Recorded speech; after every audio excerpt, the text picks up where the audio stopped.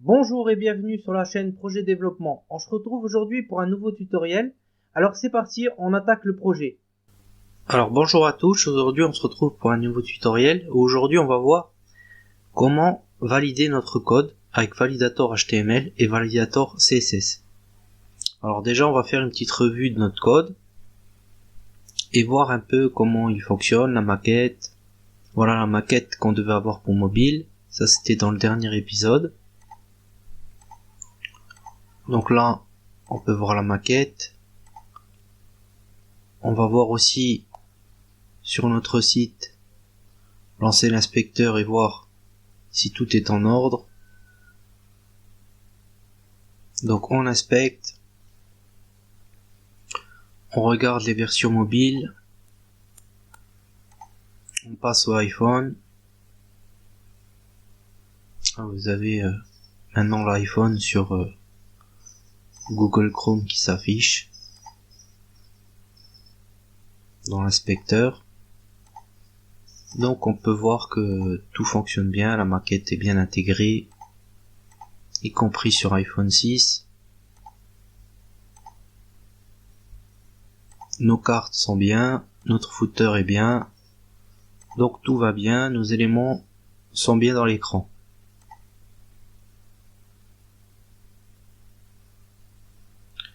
Donc pour valider notre code, on va valider à la fois le CSS et l'index HTML. Là on avait un titre mobile, titre H1 qu'on n'a pas utilisé, donc je vous invite à le mettre sous commentaire si jamais vous l'avez fait, puisqu'il n'a pas été utilisé. Donc il y a deux façons, donc il y a même trois façons. Moi je vais utiliser la façon de copier le code. Donc CTRL-C, on prend le code, on va sur Validator HTML, vous tapez ça sur Google, vous cliquez là sur le premier lien que vous voyez, Validator W3C. Alors vous avez la possibilité de le faire par URL, par fichier, en envoyant directement le fichier index.html ici, vous allez le chercher dans votre ordinateur, ou bien de coller directement ici le code.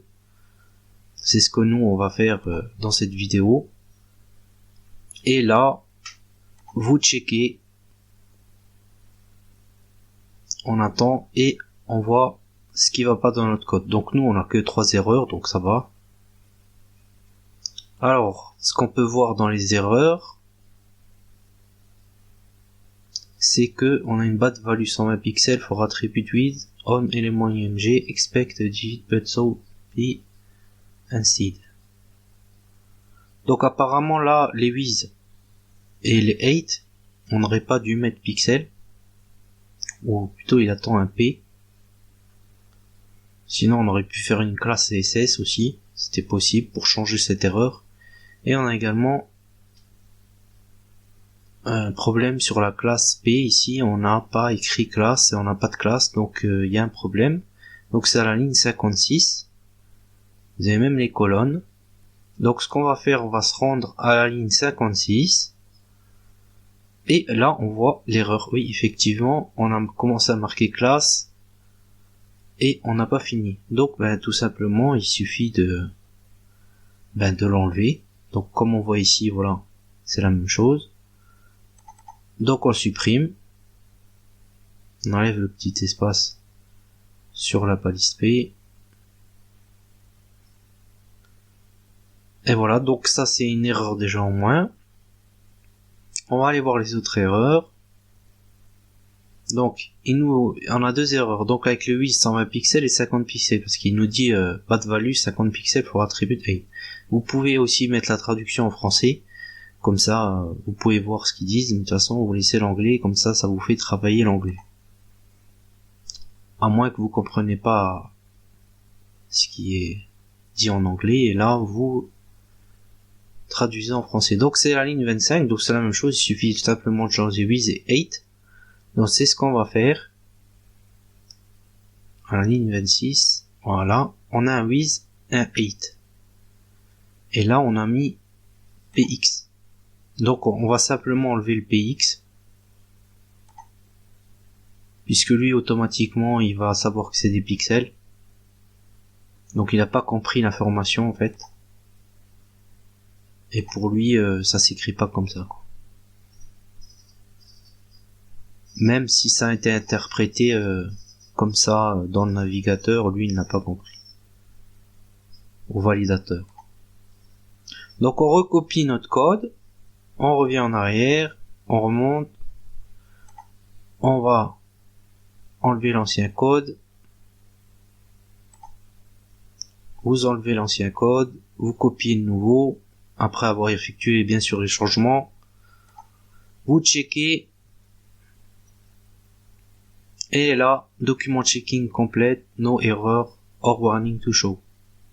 Donc ça veut dire que c'est bon, votre document HTML il est conforme à la W3C. Donc par rapport à l'HTML c'est bon, vous êtes conforme. Et notre code ne comporte aucune erreur. Donc maintenant on va passer à la même chose avec CSS. Donc on va aller prendre notre CSS, notre style CSS.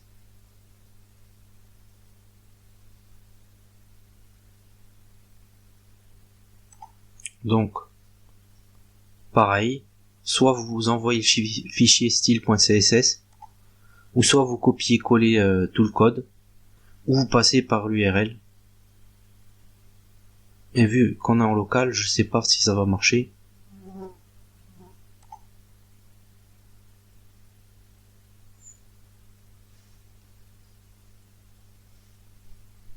Donc ensuite, vous rentrez ici dans le validator.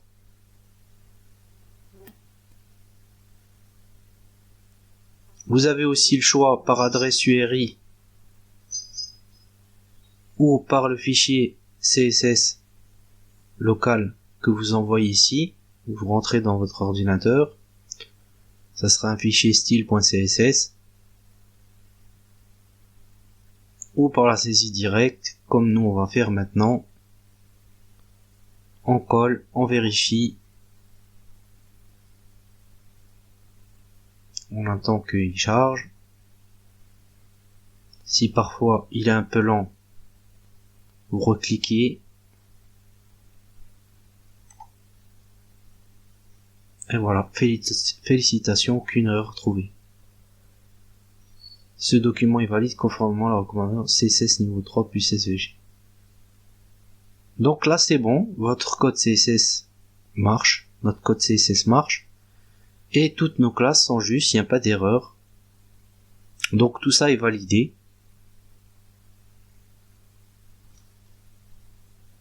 Et donc vous pouvez lancer votre site sans problème sur internet.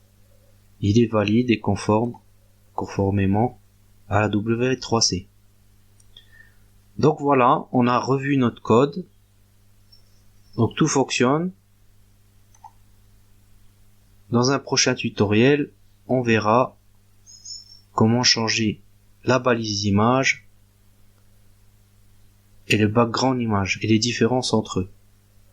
Donc voilà, si t'es pas abonné à la chaîne, je t'invite à t'abonner à la chaîne et on se retrouve la prochaine fois pour un nouveau tutoriel.